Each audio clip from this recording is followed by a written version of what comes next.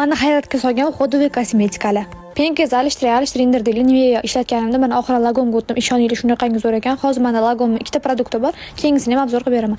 Qizlar, sochim to'kilyapti deb o'ylab yurgan ekanman, lekin aslida noto'g'ri tarashda to'kilgan ekanman. Shunaqa tipdagi tarashlar juda ham zo'r. Sochim umuman yulmasdan tarab beryapti. Oriflame'dan oldim 65 mingga. Prosta va bo'lgan sivrtka qizlar, alnuvani mana shu yashili va shu zo'r ekan qizlar. Hammaga savet qilaman. Любой ko'zga tushadi.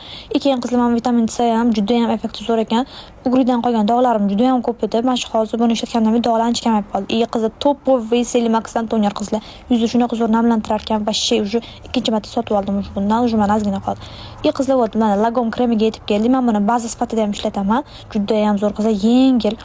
SPF shunaqa roundlar. Buni menimcha hamma bilsa kerak. Aptekadan shunaqa Xiaomi emas, olib ugrilaringlarni ustiga 2-3 soatga qoldirsangiz, ugrilarni tez ketishiga yordam beradi. Ayollarning birinchi ajinlari ko'z atrofidan tushib boshlaydi, shuning uchun ko'z atrofiga ham krem ishlataman. Plus makiyaj qilganimda ko'z atrofiga tonalkalar yig'ilib qolmasligini oldini oladi. Va eng asosiysi suv, juda ham ko'p suv ichish qizlar. Yuzimning holati hali ham 100% o'ziga kelmadi. Agar qancha vaqtda 100% o'ziga qaytishini ko'rmoqchi bo'lsangiz, menga obuna qo'yib, meni kuzatishga davom eting. Hozircha sizlarga xayr.